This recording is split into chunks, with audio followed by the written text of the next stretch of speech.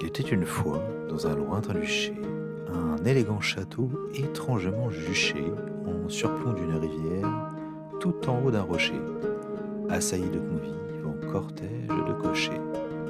Là, dans de vastes salles, sous les lustres brillants, s'annonçaient de fastes noces pour deux jeunes gens. Le banquet débordait de promesses sucrées, les couloirs résonnaient de musique sacrée. Mais sous les dorures et les feux éternels, le bois se fissure et le plâtre se craquelle. Des complots machiavéliques chourdissent oppressants, révélant des intrigues aux dessins inquiétants. Un fantôme, prisonnier d'une arme enchantée, attendait son heure dans le froid métal hanté. Un amour interdit, éperdu et caché, risquait de flétrir ce que rien ne devait gâcher.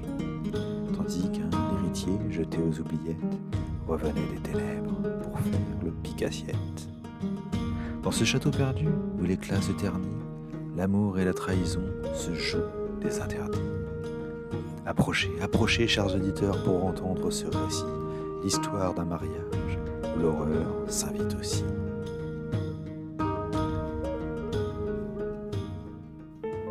Mais qu'est-ce que se racontent autour de leur table les gens qui font du jeu de rôle ?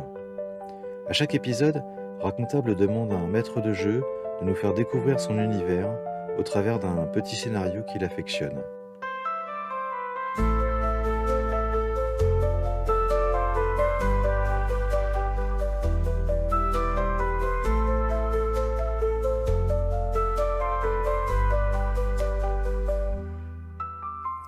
Racontable, le podcast qui met les rôlistes à table. Attention toutefois, cette balado-diffusion divulgage des intrigues du jeu de rôle qu'il vous faudra oublier si vous souhaitez un jour les jouer. Bonjour. Pour ce deuxième numéro de Racontable, j'ai le plaisir d'accueillir Thomas, à qui je vais demander, avant de plonger dans le scénario, de nous parler un petit peu de lui et de son rapport au jeu de rôle. Donc, bonjour Thomas. Bonjour. Qu'est-ce que tu peux nous dire à ce sujet ? Peut-être ce qui t'a attiré dans un premier temps vers le jeu de rôle ? En fait, c'est assez, je fais un peu la partie de la génération perdue, c'est-à-dire que moi, j'ai commencé à faire du jeu de rôle, pile poil la semaine du 11 septembre 2001. Donc pour vous recaler, ça veut dire que Ok. j'ai à peu près 36 ans et en fait, je faisais partie de cette génération qui est arrivée au jeu de rôle post Mireille Dumas. C'est-à-dire que grosso modo, le jeu de rôle était plus ou moins très mal vu en France après un fait divers assez macabre qui s'est passé à Ouais. Carpentras, où grosso modo, il y a des tombes qui ont été ouvertes et on a dit, forcément, on cherchait des raisons. Et les gamins, on a dit, bah, c'est parce qu'il y a du jeu de rôle. Hmm. Donc, en fait, moi, je suis arrivé un peu par le jeu vidéo, simplement, parce que c'était l'époque où il y avait Fallout, il y avait des Baldur's Gate 1 pour replacer, qui m'ont un peu initié à ça. Et puis, j'ai trouvé un club de jeux de rôle à Rennes, qui était un peu, disons, vénérable, qui s'appelait Enfer et contre tout. C'est notamment là où le Grumpf a fait ses armes. Je suis allé plusieurs fois chez lui quand j'étais gamin. Le Grumpf ? Et le Grumpf, oui, c'est un auteur de jeux de rôle qui fait beaucoup d'auto-édition. Il Ok. a pas mal notamment il a les éditions Chibi, John Doe. Voilà, c'est quelqu'un, c'est si tu, enfin dans le milieu francophone du jeu de rôle, c'est un nom qui est assez important sur les 15 dernières Ok. années, j'ai envie de dire. Ok, d'accord. Et en fait, voilà, j'ai un peu commencé comme ça. Et c'est le jeu de rôle, si tu veux. Ce qui est vraiment intéressant pour moi, c'est que c'est un jeu où enfin, tu fais on te présente une situation et tu assumes un choix par rapport à la situation. Tu dis, je vais faire une action. Et cette action-là, a des conséquences. Il n'y a pas de bonnes ou de mauvaises conséquences. Il y a juste des choses qui vont se passer. Et en fait, à partir de ces conséquences-là, bah, tu peux continuer à broder l'histoire. Et peut-être que cette histoire-là ne va pas du tout aller dans le sens dans lequel tu t'imagines. Hmm. Et moi, Ouais, tout à fait. personnellement, alors on est tous différents. Je sais il y avait un auteur de jeux de rôle très connu américain qui avait dit que, bah, en fait, dans le jeu de rôle, c'est plus de la manipulation psychologique parce que chacun vient chercher quelque chose à ta table et il faut leur donner pour qu'ils se plaisent. Bon, après, on accepte ou pas, mais en tout cas, moi, ce qui m'intéresse, c'est juste le jeu purement. C'est-à-dire, euh, Sid Meier, qui est la personne qui a créé le jeu vidéo Civilization, disait Mhm. qu'un jeu, d'une suite de choix intéressants. Et Ouais. ça, je le crois.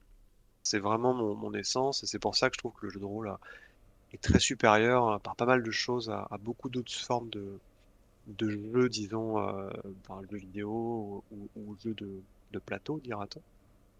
Et bah après, voilà, un peu comme tout le monde, j'ai fait du jeu de rôle, j'ai lâché l'affaire pendant quelques années, puis j'y suis revenu un petit peu comme ça par hasard. Et là, ça fait effectivement à peu près 4 ans avec le Covid en fait que j'ai vraiment repris enfin, essentiellement la maîtrise.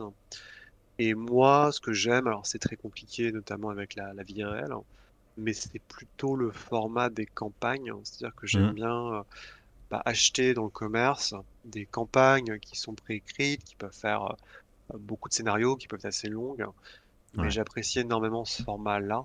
Et sa principale difficulté, évidemment, c'est de pouvoir concilier les problèmes de la vie réelle, à savoir l'organisation notamment, avec bah, l'envie de jouer. Et donc de caler, c'est un peu c'est un peu comme être chef de projet en entreprise.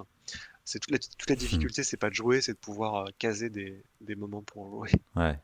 Ouais, Et la ouais, logistique, c'est voilà, toujours quelque chose de compliqué. ouais, puis plus tu vieillis, plus c'est compliqué, évidemment. Ouais. Alors, dans le contexte du podcast, on se concentre en général quand même plutôt sur du scénario court.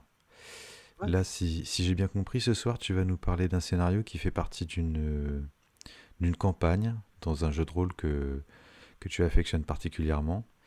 Si j'ai bien retenu le nom du scénario, il s'agit de Nastasia's Wedding en anglais. Le mariage de Nastasia en français.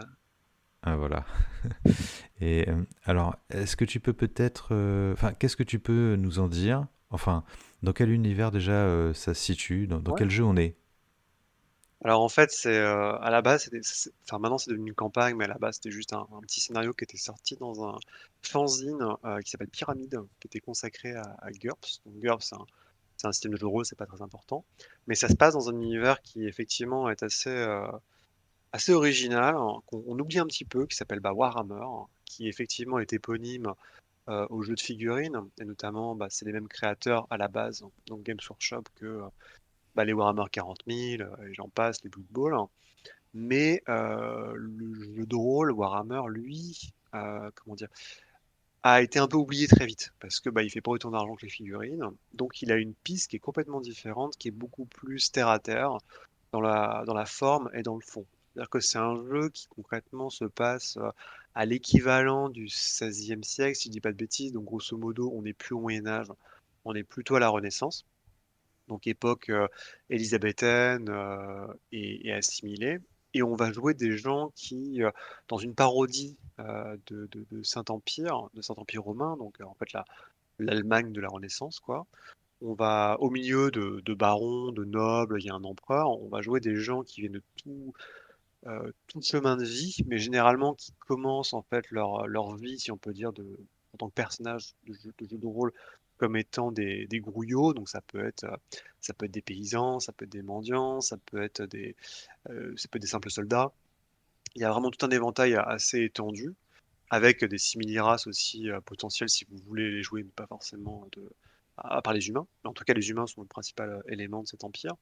Et en fait, l'idée, c'est que par des péripéties absolument rocambolesques, ces joueurs-là, enfin ces personnages qui sont censés être le bas du bas et ne jamais évoluer sur l'échelle sociale, vont se retrouver dans des aventures qui sont plus grosses qu'elles, que eux, et ils vont réussir un peu à bah, monter cette échelle sociale, donc c'est-à-dire bah, le simple soldat va devenir sergent et compagnie, par des moyens non conventionnels. C'est-à-dire que plutôt que rester toute sa vie à un poste de garde, en fait, ce qui va se passer, c'est qu'il va se retrouver dans les aventures, donc des scénarios, donc ça peut être des one-shots, ça peut être des campagnes, et son but en général, c'est bah, la gloire ou obtenir de l'argent ou un statut social. Et pour ça, quelque part, tous les coups sont permis. Et c'est la grande force de Warhammer par rapport à Donjons et Dragons, par exemple, c'est que c'est un univers où le arriver à ses fins ne se fait pas forcément par des moyens simples ou préconstruits. C'est-à-dire que ça va plutôt être bah, ça va être de la filouterie, ça va être de la magouille sociale, des pots de vin. Enfin,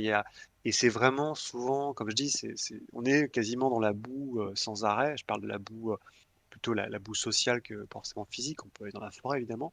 Mais c'est un côté justement très terre à terre, intéressant que, alors moi, c'est ma théorie, Mmh. je t'en avais déjà parlé un petit peu avant, mais Oui, cette oui, oui, idée Charles que Dickens. voilà, en fait, c'est l'idée de Charles Dickens, de David Copperfield, si jamais vous avez eu la chance et si vous l'avez pas lu, je vous conseille de le lire quand même. Ce très, très grand roman qui raconte en fait quelqu'un qui va passer un peu comme Charles Dickens par toutes les étapes. Il va travailler dans une usine pour fermer des bouchons quand il est gamin.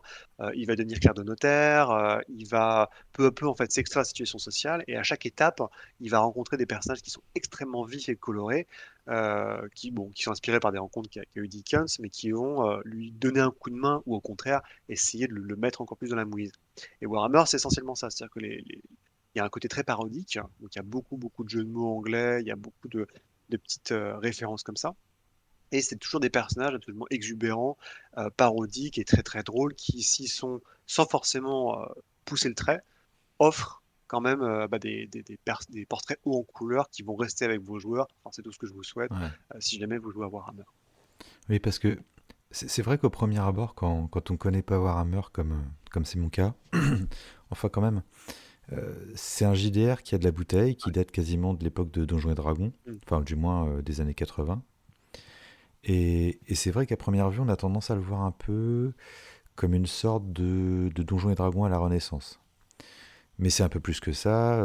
C'est pas un jeu tellement orienté vers les rencontres, les combats, les affrontements, etc. C'est aussi beaucoup d'investigation et Mm. d'ambiance. Et c'est le cas de ce scénario, hein. Je pense que c'est un bon choix. Je me posais la question, tu l'as toujours fait jouer ce scénario dans le contexte de la campagne? Ou est-ce qu'il t'est arrivé de le faire jouer dans une soirée comme ça pour faire découvrir le jeu à des joueurs? Alors, je l'ai fait jouer dans le cadre, en fait. Moi, j'ai fait pire que ça, puisqu'en fait, tel qu'il est conçu aujourd'hui de manière payante et qu'on peut acheter, donc il se situe dans une espèce de campagne qui est pas vraiment une campagne, dont le nom est assez glamour, qui s'appelle Rude journée, dure nuit, qui est en fait une suite de 5 scénarios, justement, c'est la campagne dont tu parles, mais qui sont des vaudevilles, grosso modo, qu'on peut découper, qu'on peut jouer à part, sans aucun problème. Et moi, j'ai eu un peu l'outrecuidance de le faire jouer au sein de la campagne impériale. C'est-à-dire que j'avais déjà une campagne et j'ai rajouté une sorte de micro-campagne dedans. Mais la grande force de ce scénario, c'est que bien évidemment, il peut être complètement joué tout seul, et c'est là son intérêt, à mon avis, puisque 5 scénarios de même acabit, à mon avis, c'est très fatigant pour les joueurs. Parce que quand tu te retrouves, on va en parler, mais la structure même du scénario fait que c'est du vaudeville. Et si je te sers 5 plats identiques à 5 jours d'intervalle, tu vas peut-être avoir envie de manger autre chose. Et c'est vrai que ça peut être un peu problématique. En tout cas, ouais, voilà, c'est normalement, si vous l'achetez, il est compris dans un supplément qui peut être acheté en français, en fait, qui s'appelle Haute journée dure nuit, qui contient 5 scénarios qui constituent une sorte de chaîne, si on va dire, d'événements, et qui lie en fait un bisbille entre deux familles nobles et une sorte de vendetta qui monte, qui monte, qui monte, et dans lequel les joueurs se retrouvent impliqués un peu malgré eux. Ouais. En tout cas, ça c'est quelque chose. J'aime beaucoup l'idée de présenter ce scénario comme un vaudeville parce que c'est une atmosphère particulière qu'on s'attend pas forcément à retrouver autour d'une table de jeu de rôle. Et donc j'aimerais vraiment qu'on l'aborde sous cet angle. Ouais. De manière générale, pour les joueurs qui auraient décidé de se lancer avec toi sur ce scénario, comment est-ce que tu l'introduis? Je veux dire, comment est-ce que tu installes l'ambiance? Comment tu plantes le décor? Où est-ce qu'on est? Qu'est-ce qui va se passer? Je sais pas, est-ce que tu peux nous poser les premières briques pour nous introduire un peu le cadre? Ouais, bien sûr. Donc en fait, les joueurs font partie de la cohorte d'une grande noble de la cour qui est la Gravine, donc c'est un titre, hein, Maria Ulrike. Et ils arrivent en fait en fin d'après-midi aux abords d'un très très grand château qui est situé sur une colline imprenable. Donc c'est un château qui domine toute une région et de tout, parce que c'est un monde essentiellement fluvial où il y a un grand fleuve qui s'appelle le Reich, et donc en fait toutes les barges arrivent une par une, dont celle des joueurs qui accompagnent la Gravine. Et l'idée, c'est qu'au milieu donc de cette cohorte, ce sont des gens extrêmement nobles, extrêmement riches, qui viennent à un mariage entre la fille du seigneur du château, donc la Nastasia von Sappenheim, Hein. et Ah oui. le frère. Oui, je me permets de Ouais, t'interrompre parce que vas-y, je t'en prie. ça va être une constante dans la description de ce scénario. et de mon point de vue, c'est presque une blague récurrente par rapport à Warhammer. C'est que tous les noms propres sont compliqués, euh, avec des consonances germaniques. En plus, il y a quand même pas mal de personnages dans ce scénario. Mais donc, ouais, là, on est quand même sur le personnage principal, Nastasia von Saponetime. C'est ça? Je le prononce bien? En fait, ouais, c'est un jeu de mots, c'est Once Upon a Time. Ah Il oui, était une fois, en je fait, en l'avais même anglais. pas vu. Donc c'est un peu Ok. et tout est, tu verras, dans Warhammer, tout est vraiment c'est que des jeux de mots, en fait. Mais c'est pas très important. Ce qu'il faut retenir, c'est que donc il y a un seigneur qui veut marier sa fille. Cette famille noble qui possède le château, donc la famille d'Anastasia, ont un titre qui est en fait, c'est-à-dire qu'ils contrôlent toute une région de l'empire de Warhammer. Sauf que le problème, c'est qu'ils ont plus de tout. Et à l'inverse, le frère de la Gravine Marguerite, ça c'est une famille assez jeune qui a de l'argent, mais qui n'a pas le titre. Donc forcément, le mariage de raison veut que d'un côté, la famille ancestrale récupère beaucoup d'argent et la famille, disons, ambitieuse puisse récupérer un titre et monter, si tu veux, dans l'échelle de la gradation. Et ça, c'est l'idée. Donc le mariage doit techniquement arriver. Donc les joueurs arrivent en début d'après-midi et le mariage va avoir lieu le lendemain matin. Donc avant le mariage, il va y avoir une grande fête, une grande nuit de fiesta, quoi. Et si tu veux, la Gravine leur dit, bah écoutez, il est impératif, il y a une autre famille avec qui j'ai un bisbille. En gros, elle est opposée à une autre famille qui s'appelle les Damenblast, qui, pour une raison obscure, l'héritier de cette famille est persuadé que la Gravine, donc celle qui emploie les joueurs, a tué son père. En fait, son père est mort la tête dans le punch lors d'une soirée. C'est-à-dire qu'il a bu du punch et puis en fait, il s'est endormi, il est mort. Et donc son fils a juré de se venger. Enfin voilà, quand je te dis que le constat, le début de la campagne est absolument ridicule, on est au niveau des duelistes de Ridley Scott, quoi. Ouais, carrément. Il y a un bibi démentiel. Et donc elle dit aux joueurs, vous travaillez pour moi. Donc il peut y avoir différentes expressions sociales. On peut imaginer que ça peut être des majordomes, on peut imaginer que ce sont des soldats, que ça peut être tout et n'importe quoi. En tout cas, ils sont au service de la Gravine depuis X temps. Et elle dit, faut que vous gardez, ça va être une grande fête, l'alcool va couler à flot, les esprits vont s'échauffer, mais en aucun cas il faut que le mariage ne soit interrompu et qu'il y ait quoi que ce soit qui puisse troubler la fête. Ouais. Donc voilà, ça c'est Hmm. le... Ouais. Ouais, c'est ce qui est séduisant aussi dans ce scénario, je trouve. Au-delà même de cette ambiance, cette atmosphère un peu inhabituelle ou intrigante pour un jeu de rôle, ce sont les éléments de base, l'intrigue de base, l'objectif, qui sont simples en réalité. Ouais. Cet événement va avoir lieu, qu'on le veuille ou non, et les joueurs sont là pour s'assurer que tout se passe bien. Mais bien sûr, donc ce qu'on va comprendre en suivant le scénario, c'est que c'est pas si facile, hein. Je crois que tu me disais qu'il y avait, je sais pas, 5, peut-être 7 Non, intrigues. en fait, ouais, je t'en prie. Non, je sais pas le nombre d'intrigues qu'il y avait. Il y en avait plusieurs, quoi. Ouais. En fait, en tout, il y a 7 intrigues. C'est ça, le grand truc du jeu, c'est que alors un scénario normalement, c'est vous ouvrez les pages et c'est lu par ordre chronologique. On vous dit il se passe ça, vous allez à l'endroit B, A, Hmm. B, C, D, ainsi de suite. Ouais, c'est ça, ouais. Là, en fait, c'est pas exactement ça. Ce qui se passe, c'est qu'on vous dit, vous avez 7 intrigues, grosso modo. Alors, vous n'êtes pas obligé de tous les jouer, hein, bien évidemment, mais il y en a quand même qui sont plus importantes, donc quasiment par ordre de priorité. Hmm. Mais chacune de ces intrigues, en fait, apporte c'est comme un millefeuille. C'est-à-dire que chaque intrigue apporte une complexité supplémentaire au scénario, qui fait qu'en fait, quand le reste de la description du scénario, c'est vraiment une chronologie dans le sens, si jamais vos joueurs ne font rien, qu'est-ce qui se passe à 16 heures? Qu'est-ce qui se passe à 17 heures? Qu'est-ce qui se passe? Et ainsi de suite, ainsi de suite, ainsi de suite. Donc c'est peut-être toute la difficulté et l'intérêt du scénario, c'est qu'à tout moment, l'intrigue peut changer selon ce que font les joueurs. Par exemple, je vais brièvement, mais très brièvement citer un- les, les- les intrigues. Donc la première, elle est simple. Effectivement, la Gravine avait raison.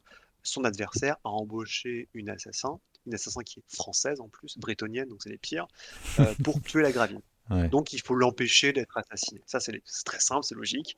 Ensuite, le mariage de raison, bah, ça tombe mal hein, parce que Nastasia, elle est tombée amoureuse d'un marchand ou d'un bijoutier, je sais plus, tout jeune, et donc durant la Hmm. nuit, Ouais, voilà. son Ouais, voilà, son amant, en fait, va venir avec un bateau et ils vont commencer à se barrer. Donc, c'est-à-dire que le lendemain matin, quand tout le monde va se lever et qu'il y a le prêtre qui arrive pour le mariage à 10h, bah, on va dire au PJ, bougez-vous parce qu'ils ont disparu. Patatras. Euh, voilà, il y en a d'autres encore, hein, je peux rajouter, mais si je dois aller très très vite, en gros, le père de la mariée va offrir au gendre une épée qui est maudite, qui vient du fin fond de ce qu'on appelle les Caras. Donc en gros, c'est l'équivalent de l'Égypte antique. Et donc il y a une épée maudite. Et bon, je te passe les détails, mais il y a aussi un vol de bijoux. Il y a une sorte de Arsène Lupin qui veut voler le bijou. Donc tout ça, tu vois, en fait, plus tu en rajoutes, Ouais, plus ça peut être compliqué. Mais à ouais, je vois. l'inverse, ça peut être aussi simple parce que toi, tu as le choix, selon ce que font tes joueurs, encore une fois. S'ils voient très rapidement dans ta chronologie des éléments qui leur semblent louches, par exemple, je sais pas moi, ils voient tout de suite qu'il y a effectivement, il y a une comtesse qui a un énorme bijou attaché à la poitrine, un peu comme un Castafiore, et qu'il y a au moins trois quatre personnes qui sont intéressées par le dit bijou. Ils vont se dire, bon, il y a des chances que, à un moment, quelqu'un enfin, saisisse sa chance et de voler le gros rubis. Eh oui, Ou bah, quand il voit que Nastasia tire une gueule au kilomètre et qu'elle arrête pas de regarder la fenêtre, il y a peut-être des chances que le mariage se passe pas aussi bien que prévu. Mais pareil. ça, c'est vraiment le. Mais comme je disais, c'est aussi la difficulté du scénario. C'est-à-dire que tu ne travailles comme MJ qu'avec une frise temporelle, quasiment, enfin une chronologie, quoi. Et il faut pouvoir à la fois faire jouer ton scénario, tout en gardant en tête en fait cette chronologie, pour savoir bah, qu'est-ce qui va se passer si jamais il y a des modifications, ou à l'inverse, si ça se déroule. Parce que Ouais. tu vois, Mais je t'en prie. ouais, donc en fait, mais comme tu le disais, le mariage, tu pourrais presque le raconter aux joueurs comme s'ils étaient coincés dans un coin à observer ce qui se passe. C'est ça en fait, hein. C'est ça. Et en fait, typiquement, s'ils regardent bien, ils se rendent compte, ils vont se rendre compte que toi, en tant que maître de jeu, tu sèmes des petits cailloux avec des indices sur les éléments susceptibles Mhm. de faire capoter le mariage. Et si les joueurs percutent, bah, d'un seul coup, ils vont accrocher à une intrigue. Et c'est là que ça va devenir intéressant. Parce que euh, tant que les joueurs s'amusent en suivant la résolution d'une de ces sept intrigues, enfin, on peut toujours en ajouter une autre si on veut rendre la chose encore plus difficile, mais on n'est pas obligé d'activer immédiatement une troisième intrigue, par exemple. Et puis, si une d'entre elles est résolue, on peut en lancer une autre, etc. En fait, on a vraiment les moyens, en tant que maître de jeu, j'imagine, de faire en sorte que la mayonnaise prenne et surtout qu'elle tienne bien avec tous les éléments qu'on a à notre disposition. Ah, c'est ça en fait. Et il y a aussi un autre élément qui est assez fort, c'est qu'effectivement tu peux rajouter au fur et à mesure des intrigues, mais tu peux avoir aussi des moments, et c'est ça qui est le plus génial, où les intrigues s'entrecroisent, hein. Et donc moi par exemple, j'avais dans mon scénario, donc il y a une autre intrigue dont j'ai pas parlé, mais qui est assez rigolote celle-là, c'est qu'en fait Nastasia, c'est pas l'héritière de la famille. C'est-à-dire qu'il y a un enfant, il y a un premier-né dans la famille, mais qui est un peu faible d'esprit. Et donc, ils l'ont enfermé dans une tour condamnée au fin fond du château. Et durant la nuit, il va réussir à se libérer et il va fondre sur son père pour l'assassiner, en fait, parce il a été enfermé depuis qu'il est plus jeune âge dans une prison. Et moi, ce qui s'est passé, c'est que dans ma partie, on a vu arriver, au début, parce que c'était un fantôme, débouler au milieu de la nuit, alors que tout le monde était réveillé suite à l'attentat, enfin, à la tentative d'assassinat qu'il y avait eu sur la Gravine. Donc, je me retrouve mes trois autres joueurs qui sortent de leur pieu, qui sont en bas de la tour, qui tombent sur le gendre et le beau-père qui sont effrayés parce qu'en fait, ils ont pris l'épée maudite. Enfin, le gendre a essayé de piquer l'épée un peu trop tôt, et puis l'épée, il y a un fantôme dedans pour aller vite. Et il voit débouler donc cette espèce d'énergumène barbu, nu, qui fonce sur eux pour assassiner son père. Et là, j'ai un joueur qui prend l'épée maudite et qui tranche le bras du pauvre bourg. Et donc, ça fait encore un truc encore plus monstrueux parce qu'il se retrouve avec un héritier qui ne devrait pas exister, qui est en train de se saigner comme un porc devant eux. Et en plus, ils ont une sorte d'épée maudite avec eux. Donc, c'est comment tu. Et ça se passe, si tu veux, on parle en question de minutes. Donc, il faut vraiment réfléchir à ce que tu fais, mais c'est là aussi l'intérêt du truc, c'est que bah, par exemple, tu peux temporiser sur la disparition de Nastasia et de son amant là, Mm, si jamais tu arrives à prouver que bah, effectivement il y a un fil caché quoi. Donc tu dis bah mm. écoutez, vous nous laissez un peu de temps parce qu'on sait que vous avez un sale petit secret. Et tout ça, toutes ces intrigues-là peuvent marcher ensemble et c'est vraiment très très bien. De ce Mm. point de vue-là, je sais pas trop comment ils ont fait leur sauce, mais moi, et encore une fois, hein, quand je préparais le scénario, je trouvais ça assez difficile et en fait, ça se fait tellement naturellement quand tu le joues, Ouais. parce que vu que tu joues minute par minute, bah en fait, tu lis ton scénario jusqu'à un certain moment, tu as semé tes petites graines, comme tu dis, auprès des joueurs, Ouais, et voilà, quand tes ouais. joueurs commencent à prendre des décisions, bah, tu regardes qu'est-ce qui se passe à leur X, et tu dis, ah oui, mais ça s'était bien passé, ou ça s'était modifié. Mais par contre, les autres intrigues, Mm. comme tu disais, bah, elles continuent. Ok. Ok, donc si on reprend l'ensemble, enfin, si j'ai bien compris, on est sur un mariage à la Renaissance Ouais, entre une famille aristocratique sans le sou et une famille bourgeoise. exactement. Ça convient à tout le monde, Voilà, sauf à la c'est ça. mariée, manifestement. Et les joueurs qui ne sont pas des nobles, en tout cas, qui ne sont pas des figures d'importance, mais qui travaillent pour la Gravine, la mère de C'est la ça. mariée, eux, Non, la gravine, c'est la sœur du marié, en fait. Ah, ok, d'accord. Bah, tu vois, j'avais pas bien En compris. fait, d'un côté, tu as vraiment t'as la vieille famille noble qui sont les Once Upon a Time, avec donc le père et Nastasia, et le futur marié, en fait, c'est le frère de la gravine. Et c'est pour ça qu'elle veut être sûre que les fiançailles de son frère se passent bien. Ok, ok, c'est donc ça, ouais. Alors, donc, ils sont pas directement au service de la famille de la mariée. Et Non, justement, toi, c'est pour ça que tu peux te oui, permettre éventuellement de oui, faire tant de oui, d'ailleurs, terres. ça a du sens parce que c'est plutôt la Ouais, c'est famille ça. qui a de Et l'argent comme qui ça, tu obtient les toi, tu peux services des t'arranger joueurs. pour, enfin, comme ça, c'est pas très grave si tu te trouves pas en odeur de sainteté avec la famille à mariée, parce que ton but, justement, Ouais. c'est de faire en sorte que le mariage ait lieu. Mais si tu casses des œufs pour les omelettes, on t'en voudra beaucoup moins, Hmm, tu vois. ok, ok. Et donc, le début du scénario, le début des festivités, je sais pas, si tu peux nous dire un peu comment ça se présente, où est-ce qu'on est. Peut-être tu peux nous en dire un petit peu plus sur la En fait, chronologie. ouais, bien sûr. Bah, en fait, Ouais. c'est ça. Bah, tu débarques du bateau en fin d'après-midi et la gravine te fait un- selon en fait, si tu as commencé le scénario juste en one shot ou si tu suis la campagne, elle te fait un speech pour t'expliquer bah, un peu ce que je t'ai dit, à savoir mon frère va se marier, tout doit bien se passer. Si le mariage se passe mal, vous en prenez pour votre grade. Dans tous les cas, essayez un peu de faire attention. Et en fait, après, tu commences à faire l'ascension vers le château avec les autres convives.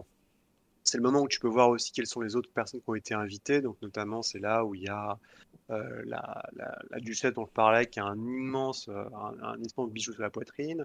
Tu peux voir qu'il y a des prêtres, tu peux voir qu'il y a des gens, des espèces de danseurs exotiques qui viennent d'une contrée lointaine, ce qui est un peu bizarre, qui eux sont aussi là pour récupérer le bijou. Et tu arrives dans le château. Et là, si tu veux, c'est le moment où tu es censé, toi, en tant que maître du jeu, décrire un peu le château au niveau des ailes, au niveau des accès, du fait qu'il y a des toits, du fait qu'il y a une aile qui a été condamnée, puisque c'est là, en fait, où se cache le fils parvenu et la honte de la famille. Et l'idée, c'est que tu prends un peu tes aises, comme quand tu rentres dans un hôtel où tu vas justement participer à un mariage, bah, tu poses tes affaires dans les invités. Et après, tu vas avoir en fait un speech au début de soirée, donc il y a des grandes tables qui sont installées, où les joueurs peuvent être conviés ou pas, parce que bah, normalement, comme tu disais, c'est pas forcément des nobles ou des grouillots. Le père de la mariée fait un speech, et là, c'est le moment où tu commences à voir arriver les intrigues. C'est-à-dire que quand les gens commencent à manger, bah, tu vois que bizarrement, il y a effectivement, par exemple, un des convives qui n'arrête pas de discuter avec comment dire, avec la duchesse dont je parlais, et qui a l'air très intéressée par le bijou, tout comme sont les danseurs dont je parlais d'Inde, qui viennent d'une contrée qui est l'Inde, mais dans le monde de Warhammer. Tu Mhm. commences à voir aussi qu'il y a des échanges assez. Enfin, il y a un des invités qui sort de table et qui se fait accoster par des sortes de mecs un peu patibulaires. Donc, en gros, c'est une autre intrigue où il y a un gars qui veut de l'argent à des mafieux pour aller très très vite. Et tout ça, en fait, permet à tes joueurs de commencer à activer les intrigues s'ils le souhaitent. Sachant que, je te dis, il y a une chronologie, mais cette chronologie est extrêmement lâche. C'est-à-dire qu'en gros, on passe, je sais pas, premier paragraphe, c'est début d'après-midi, deuxième, c'est fin d'après-midi, le troisième, c'est de 7h jusqu'à minuit, et ainsi de suite. Et c'est vraiment, ça, c'est la première partie du scénario. C'est l'arrivée, le repas. Mhm. Parce que l'immensité et c'est là où on présente aussi un peu tous les éléments. On dit, bah, il y a une épée qui est offerte au gendre. Tu te dis, bon, l'épée, elle est un peu bizarre, quand même, un peu courbée. Et c'est à partir de minuit où là, il commence à y avoir, on entend un hurlement. Et ce hurlement, en fait, c'est que on va trouver comment dire, euh, L'héritier caché? voilà, c'est l'héritier caché. Et puis après, en fait, ça va être potentiellement le maître des lieux qui va se réveiller en hurlant. Et en fait, il a l'épée. Il y a un fantôme qui est sorti de l'épée qu'il comptait offrir à son gendre. Et en fait, le fantôme parle dans une langue qu'il ne connaît pas et il ne menace pas. En fait, il veut juste rentrer chez lui. Il veut juste que l'épée soit retournée à son état d'origine, mais ça, personne ne le comprend. Donc, il y a une sorte de fantôme qui s'agite. Et s'il y a fantôme dans Warhammer, ça veut dire que les prêtres sont pas loin. Enfin, voilà, il y a tout un lot de superstitions qui est accompagné par rapport à ça. Et donc, ça, c'est vraiment des intrigues qui sont à gérer à différents moments. Et le clou, évidemment, enfin, il y a deux éléments qui sont extrêmement forts. C'est le moment où on peut se douter que la gravine n'étant pas descendue avec tout ce tohu-bohu, il y a peut-être quelque chose qui se passe. Et là, on peut tomber sur l'assassinat potentiel de la gravine, c'est-à-dire qu'il y a une dame de chambre qui est en fait l'assassin bretonienne, la sorte de Milady en fait, du setting, qui est sur le point d'assassiner celle qui a recruté les joueurs. Donc c'est à eux d'agir assez rapidement pour que l'assassinat ne se passe pas, préférablement. Et très rapidement, il y a toute l'affaire aussi du collier dont je parlais, ou espèce de gros rubis. Ah oui, mais Ouais, je alors, t'en prie, vas-y. oui. Non, mais parce que bon, en général, dans un scénario de jeu de rôle, on installe le décor et il y a un élément déclencheur qui va vraiment, disons, lancer l'action et véritablement mettre les joueurs face à l'obligation de réagir. Donc ici, on comprend que dès le début du scénario, les joueurs peuvent se permettre d'être assez détendus, hein. Il n'y a pas d'urgence dans les premières heures, du moins dans le jeu. Au début du mariage, il n'y a pas vraiment de problématique nécessitant une intervention immédiate. Donc si les joueurs sont avisés, s'ils sont prudents, peut-être aussi s'ils sont expérimentés en jeu de rôle, je ne sais pas, on suppose qu'ils passeront beaucoup de temps à essayer de recueillir autant d'informations que possible. Si ce n'est pas le cas, ils peuvent rester un peu en retrait, se contenter d'écouter ce que dit le maître de jeu et d'observer. Et le moment où ils seront vraiment obligés, pour le coup, le premier moment où ils seront contraints, ce sera, comme tu l'as dit, très précisément à minuit, où un événement va se produire.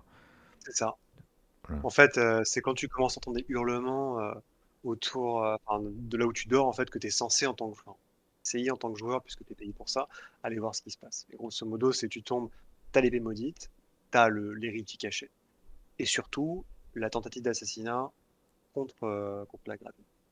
Oui. Oui, mais alors, les trois événements ne se déclenchent Non, pas tu en fait, simultanément.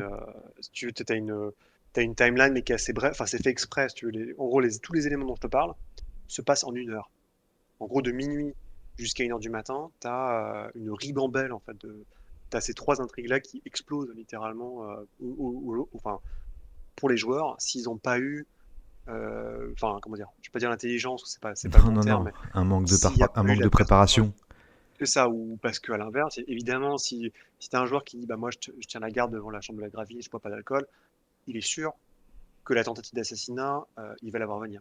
C'est logique. À l'inverse, il y a quelqu'un qui est, je sais pas, qui est prêtre, qui dit non, cette épée elle est quand même un peu bizarre, il va faire en sorte que personne ne vienne la toucher durant la nuit. Comme ça, il est sûr que ni le beau-père, enfin ni le père, ni le futur gendre ne vont s'amuser à prendre en main une épée maudite. Tu vois, On part du principe que mais l'enfant caché, vraiment, c'est un peu plus c'est à difficile à partir. prévoir.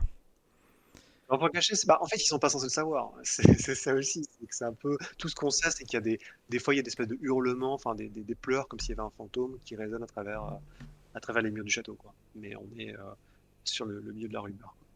Ouais.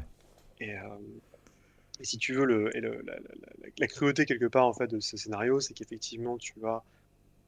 Bon, il y a d'autres intrigues dont je parle pas, qui sont pas forcément très intéressantes, notamment le brigand, tout ça. Parce que ce qui veut dire, c'est qu'effectivement, quand ils vont vérifier que bah, la gravine a peut-être été assassinée ou on a tenté de l'assassiner, ils vont commencer à fouiller toutes les autres pièces, s'apercevoir il y a un autre convive qui est mort.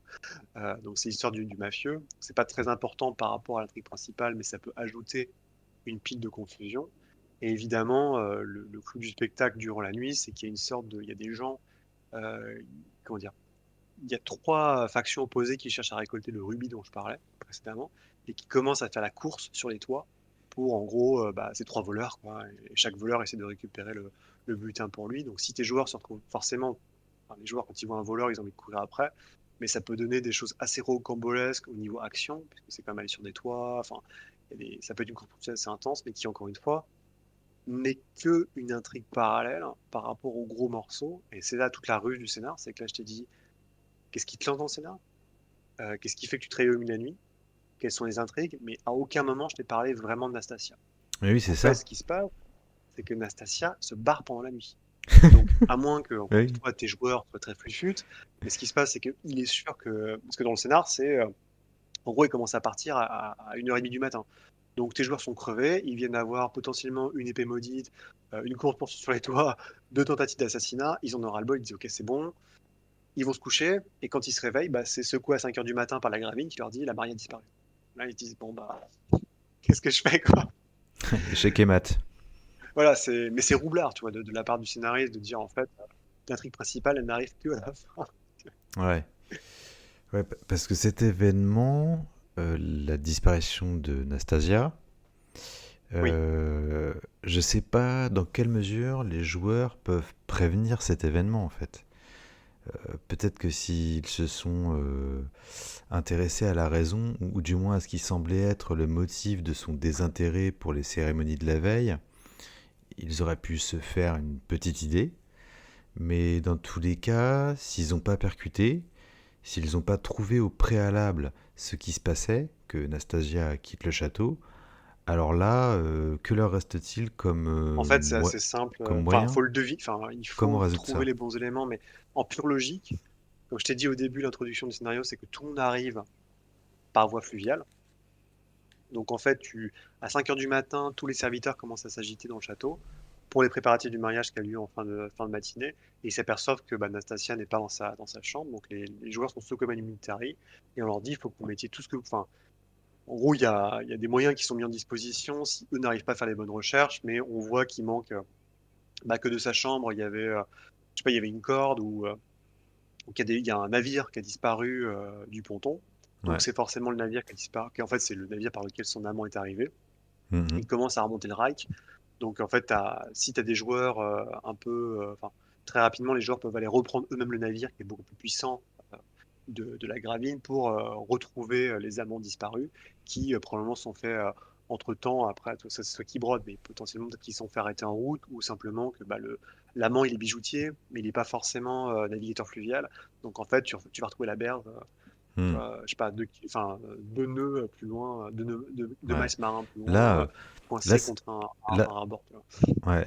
Là, ça peut être déchirant, hein. Si t'as des joueurs un peu sentimentaux, ils peuvent décider de laisser tomber C'est la ça en fait. prime et de laisser la mariée vivre son amour. C'est vraiment le clou du scénario en fait, parce qu'en fait, tu arrives à ce moment-là, tu te dis, je viens de vivre une des pires nuits de ma vie, Ouais. qu'est-ce que je fais? Est-ce que je les laisse partir ou alors, ça dépend vraiment des personnages. Moi, je sais que moi, ils sont pas posé de questions, ils sont arrivés, ils leur ont mis 3 baffes. Et ils ont dit maintenant vous rentrez, j'en ai rien à faire quoi. Ok. Mais par contre j'ai eu des trucs, enfin bon, quelqu'un disait c'est toujours très ennuyeux d'entendre quelqu'un qui parle de ses parties de jeux de rôle, mais moi Mhm. j'ai quand même eu J'espère pas. j'ai eu des fous rires, j'ai eu des espèces de quiproquos absolument incroyables sur ce scénario, notamment la tentative d'assassinat contre la Gravine. Effectivement, l'un de mes joueurs a réussi à l'empêcher, mais il était couvert du sang de l'héritier dont je te parlais avant, et puis il arrive dans la chambre de la Gravine qui dormait du sommeil quasiment de mort, puisqu'elle est droguée en fait Hmm. avant la tentative Ouais. d'assassinat, et puis il la secoue, et puis il la secoue, il la réveille, il fait Madame, Madame, réveillez-vous, on a tenté de vous tuer.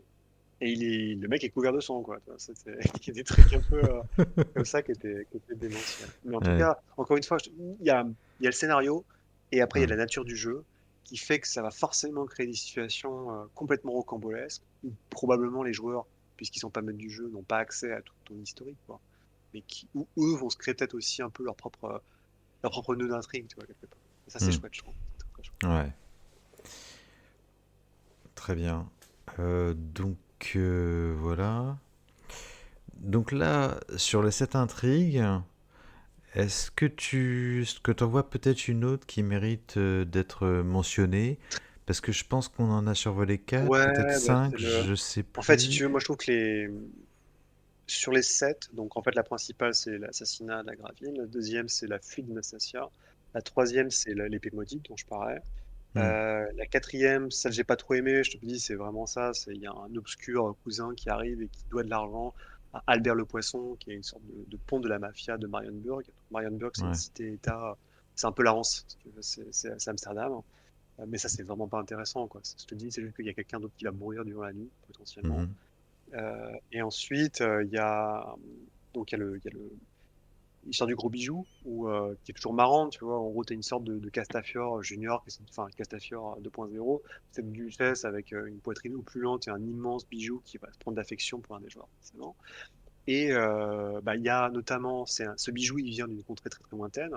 Donc les espèces de danseurs exotiques dont je te parlais sont en fait des assassins envoyés par Maharaja de l'Inde pour récupérer son bijou. Et en Ouais. plus, il y a deux autres factions. Donc il y a un mec qui s'appelle appelé le Fantôme, qui est une sorte d'Arsène Lupin. Donc c'est un noble à la table, tu vois, comme tant d'autres convigues. Mais en fait, il met un masque et la nuit, il va essayer d'aller aussi voler le bijou. Et il y en a un troisième qui est un petit gnome, donc c'est une espèce de comme un nain, mais c'est un gros pif, quoi, Ok, il y qui a lui vraiment une aussi veut galerie. récupérer le rubis, enfin la Ouais. pierre précieuse. Et ça, c'est très marrant, c'est ce que je te dis, ça se finit probablement sur une poursuite sur les toits, entre trois factions différentes, plus les joueurs. Ça provoque un beau foutoir, alors que c'est bête comme tout, quoi. C'est juste, Mhm. il y a un gros bijou, tout le Ouais. monde veut le voler. Ça, j'ai beaucoup aimé. J'ai beaucoup moins aimé, par contre, bah, ça, c'est très, très frustrant, je trouve, hein. C'est que c'est peut-être, mais dans Warhammer, il y a une composante qui est comment dire, au chaos, donc cette espèce d'idée d'une entité destructrice qui corrompt en fait tout ce qu'elle touche et qui détruit, ce qui fait qu'en fait il y a des magiciens, des sorciers, il y a des mutations, il y a des mutants. Et en gros, il y a une intrigue, il y a des jeunes nobles un peu dépravés qui vont dans la cave, donc la cave à vin du château, et qui se mettent à invoquer des démons. Et ça, moi, ça marche pas du tout. Parce Ouais. que en gros, tu passes d'un truc vaudeville où tu dis bon bah je vais rajouter du combat, je vais Ouais, mais rajouter ouais. des démons, et c'est plus du tout la même. Comment dire? C'est beaucoup moins terre à terre. Ouais, ça cadre Ouais, pas avec tu vois, l'atmosphère. c'est pas ce que Non. je cherche, en fait. Je trouve que justement, si tu rajoutes du surnaturel, de l'horrifique, bah tu le fais proprement, mais tu le fais pas dans un scénario où c'est quasiment tes joueurs ils ouvrent une porte, et à chaque fois il y a un truc différent, et tu ouvres une autre porte et il y a des démons derrière. C'est un peu. Enfin, Ok, ok, mais on pourrait dire que si c'est une intrigue qui attire, qui plaît à certains joueurs ouais, ou à certains maîtres de jeu, ils pourraient décider de la mettre en avant plutôt ouais. qu'une autre.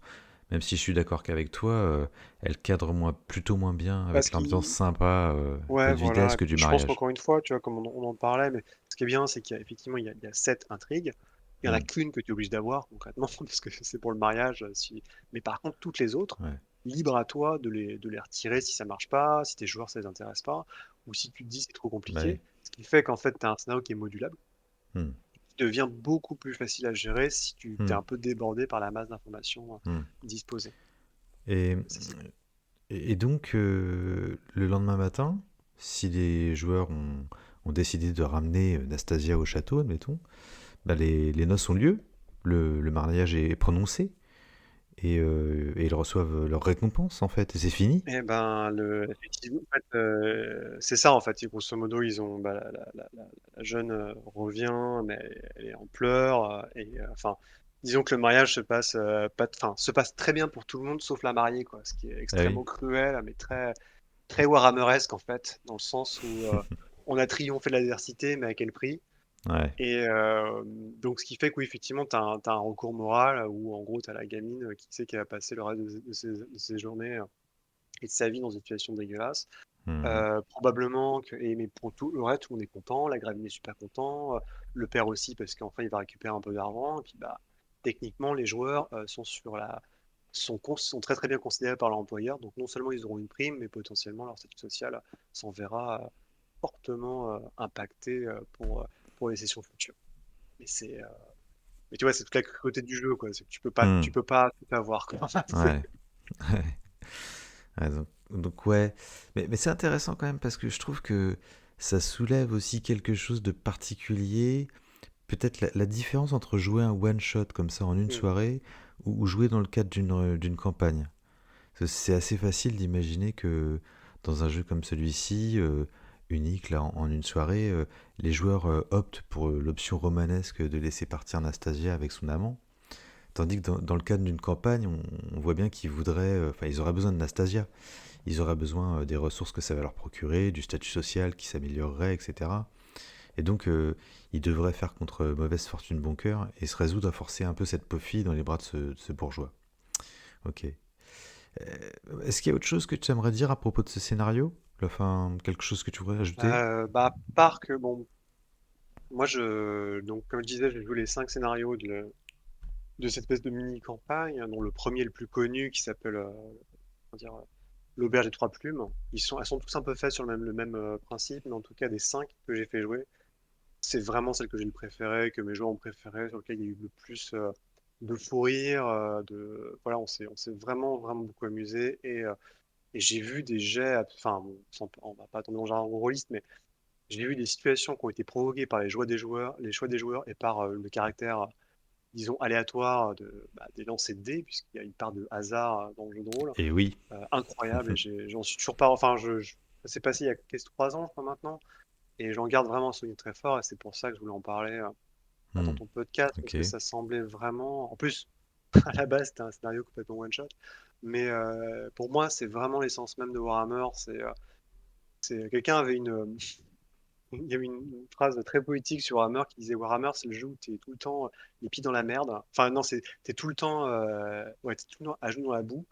Et Mhm. dès que tu vois, et dès que tu vois arriver un torrent de merde, il faut te baisser. Parce que, en fait, tu as tout le temps une adversité qui arrive. Alors, c'est pas forcément une adversité des monstres, mais il y Ok. a toujours, voilà, tu vas te retrouver face à des assassins, face à des gens odieux, qui sont nobles, donc qui sont plus haut dans la chaîne alimentaire.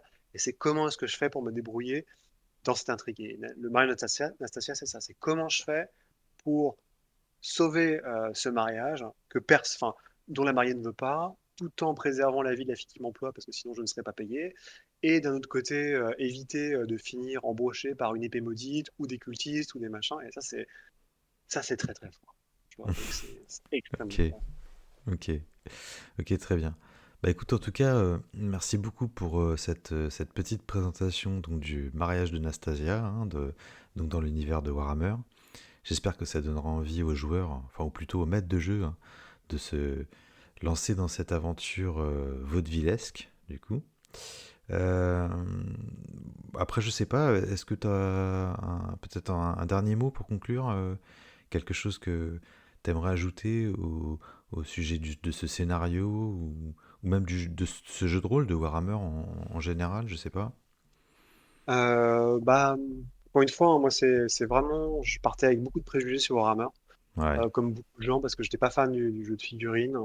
Hmm. Je voyais ça plutôt comme un monde de hack and slash ou un truc à la donjon. Et en fait, j'ai été très, très impressionné positivement par ce que propose ce jeu de rôle. Et j'avais brièvement joué à la V2.